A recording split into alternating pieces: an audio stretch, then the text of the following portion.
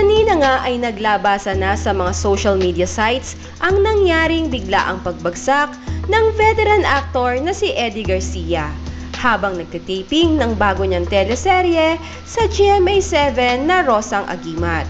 Ayon sa mga naunang reports, ito ay severe heart attack sanhi ng sobrang init na panahon habang nagsushooting.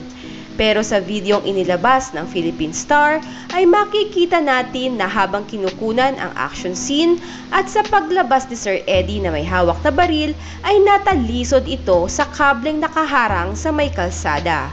Dahilan nga para bumagsak ang aktor. Ito nga kayang aksidenteng ito ang tunay na pinagmulan ng atake ni Sir Eddie.